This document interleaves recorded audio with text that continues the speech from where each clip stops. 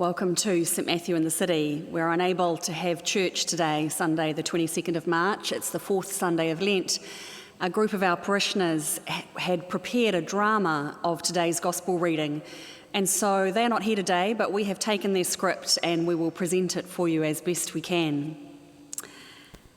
Hear the Gospel of Christ according to St John, chapter 9, beginning at verse 1. Be a lamp to my feet. As Jesus walked along, he saw a man blind from birth. His disciples asked him, "Rabbi, who sinned, this man or his parents, that he was born blind?" Neither this man nor his parents sinned. He was born blind so that God's works might be revealed him. We must work the works of him who sent me while it is day. Night is coming when no one can work. When he had said this, he spat on the ground and made mud with the saliva and spread the mud on the man's eyes, saying to him, Go, wash in the pool of Siloam. Which means sent. As long as I am in the world, I am the light of the world. Then he went and washed and came back able to see.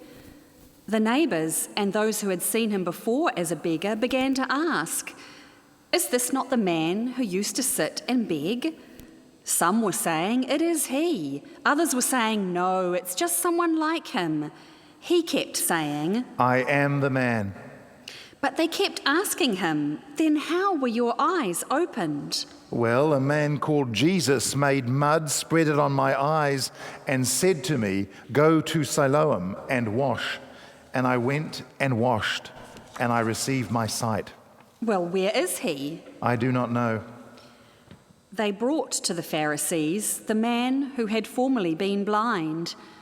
Now it was a Sabbath day when Jesus made the mud and opened his eyes. Then the Pharisees also began to ask him how he had received his sight. And he said to them, He put mud on my eyes, and I washed, and now I see.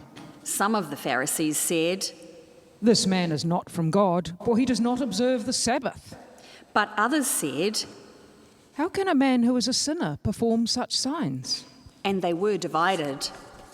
So they said again to the blind man, What do you say about him? It was he who opened your eyes. He is a prophet. The Jews did not believe that he had been blind and received his sight until they called the parents of the man who had received his sight and asked them, Is this your son, who you say was born blind? How then does he now see? The parents said, Well, we know that this is our son and that he was born blind, but we do not know how it is that he now sees, nor do we know who opened his eyes. Ask him. He's of age. He can speak for himself. His parents said this because they were afraid of the Jews.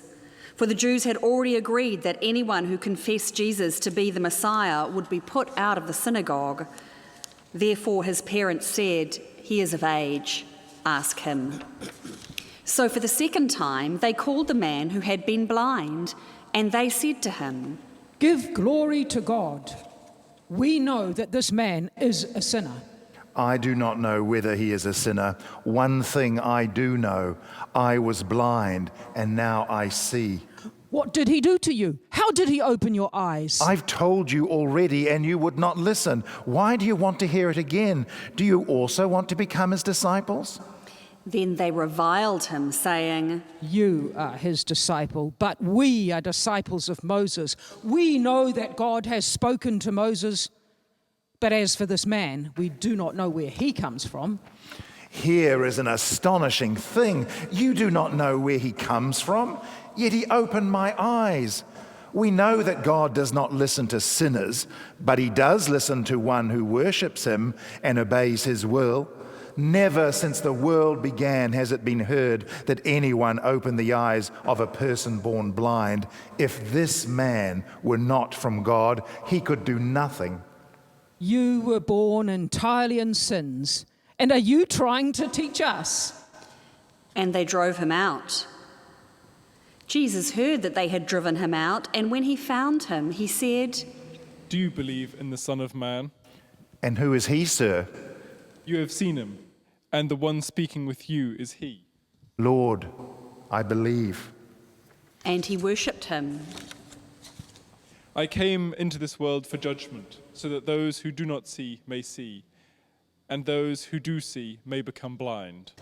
Some of the Pharisees near him heard this and said to him, Surely we are not blind, are we?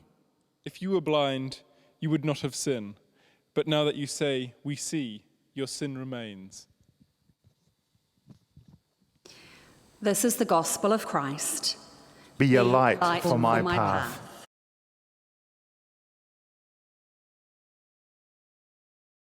Well, here we are in a church not so full today, this 22nd day of March. Just this last Thursday evening, I popped into Pack and Save in Albany just to pick up a few things. Not such a good idea. I had never witnessed anything quite like it. A 10-minute wait for a trolley. As we walked in, it was a 30-minute wait at the checkout, we were told. But what really struck me was the feeling, the palpable experience of almost panic. It felt as if there was only a thread holding people back from stampeding into it.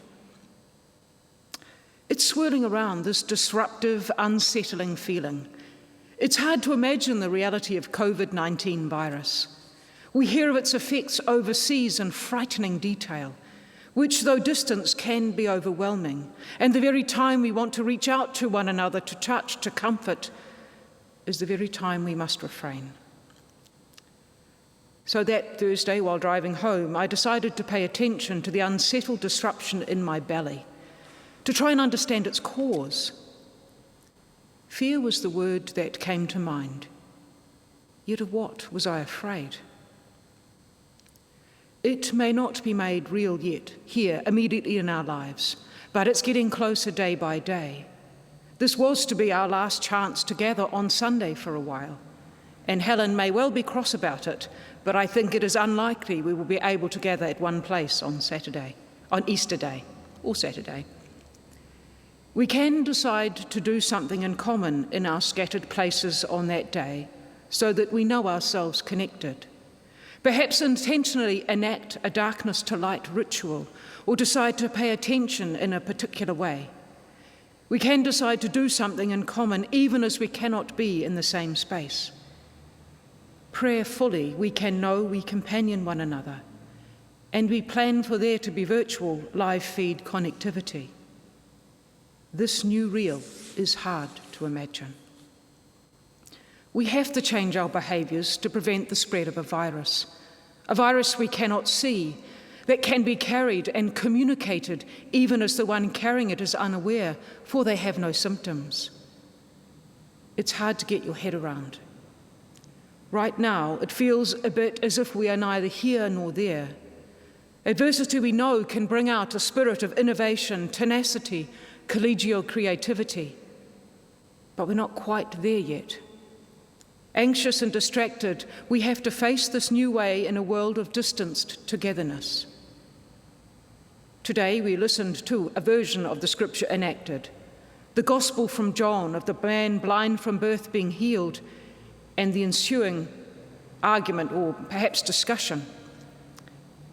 But how do we make connection between our experience of being a gathered community of St. Matthew's, this gospel, and the real world we know we're going to walk into, necessarily separated, that is not like anything we've known before? Do St. Matthew's and this gospel text simply fulfill a religious need in us?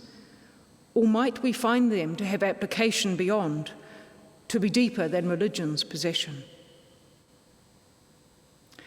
As I've listened to the gospel over the week, it seems to me to speak quite a lot about resistance to change. Within the narrative of the text, the resistance of those with religious power to change the way they interpret the world, or rather, to change how they interpret what happens in the world, despite all the evidence before them. A man born blind does receive sight, but I'm not sure this narrative's about miraculous healing per se. The blind man seems almost a pawn, a character used to reveal something, so John's Jesus can make a point. From the outset, we get introduced to a worldview. Jesus and his disciples meet a beggar, a man blind from birth, we're told. The explanation for such condition, so the disciple interprets, is because of the sinfulness either of the man or his parents. Neither, Jesus declares. But the interchange provides opportunity for Jesus to reveal the effect of the unquestioned and unexamined interpretation. Without actually asking the blind man what he wants, which I think's a bit presumptuous, Jesus proceeds to spread mud and spit on the blind man's eyes.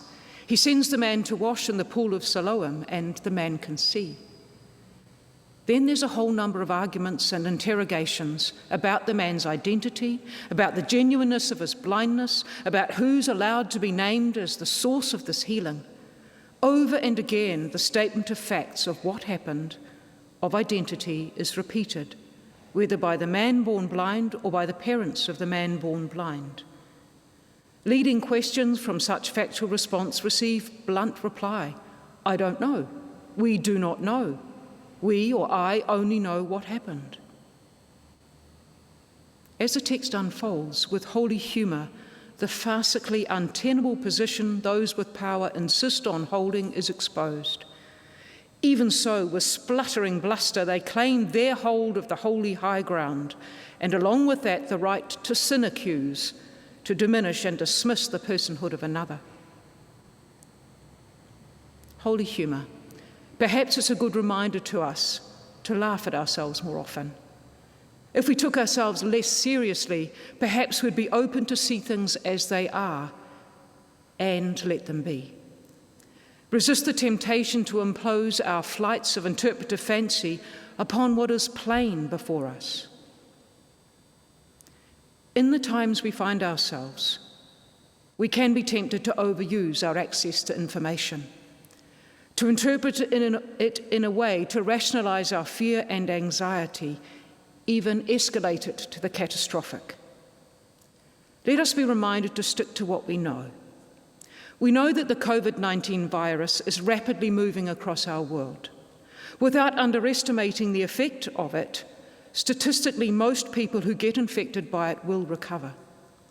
We are fortunate to know from the experience of countries whose management of this virus has minimized its impact, there are ways we can socially organize that will inhibit its spread.